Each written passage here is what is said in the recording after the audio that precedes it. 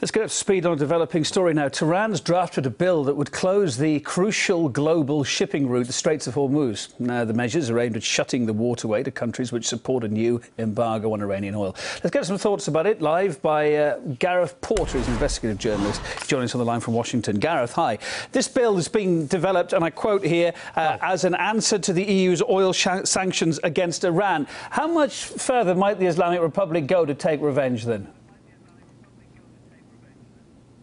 Well, I think that there's a very good chance that this is the first in a series of moves by Tehran to respond to the oil export embargo.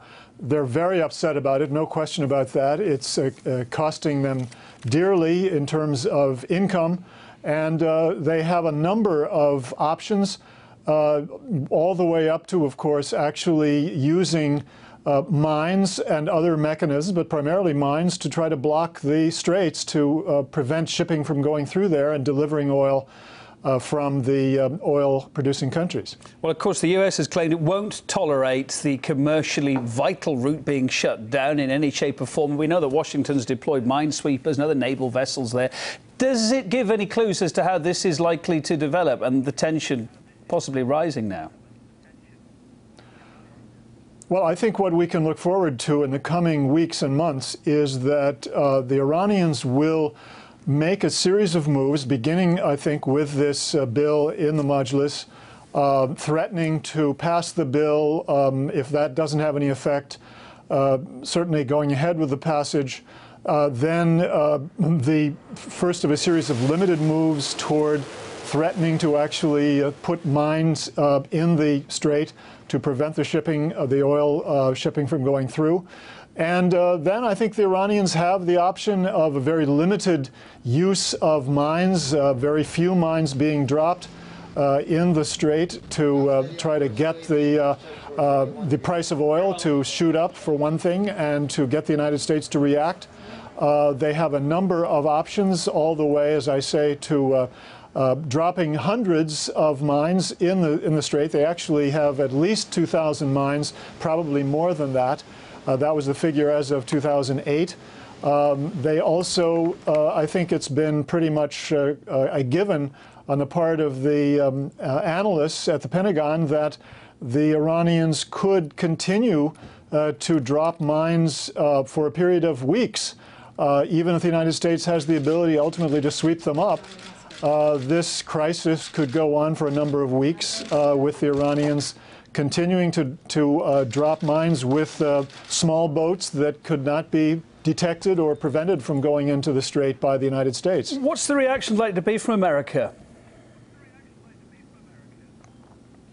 Well, I think their first reaction, of course, is to immediately use their minesweepers to stop the mining, to pick the mines up, pick them out of the water, detect them first, of course, and then pick them out of the water. But again, I think that they would face at least a period of weeks during which the Iranians could continue to harass the shipping through mines.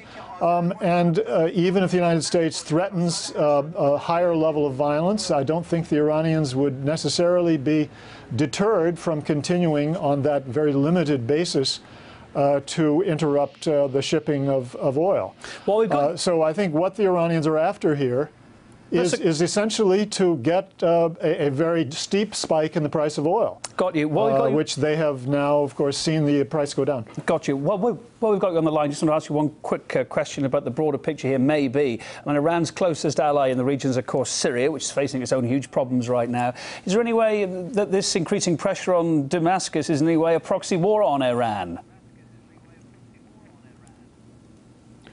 Well, of course, in some ways it is. I mean, certainly from the point of view of the coalition, the NATO coalition behind the rebels in Syria, there's no question that they see Syria as a major ally of Iran, and the possible removal of Assad as a big blow to the Iranian security setup in the region. So there's no doubt that they are linked, but it's very difficult for me to see how, in the short run, moves in Syria are going to affect this scenario in the Strait of Hormuz. All right, thanks ever so much. Gareth Porter, investigative journalist on the US national security policy. Thank you.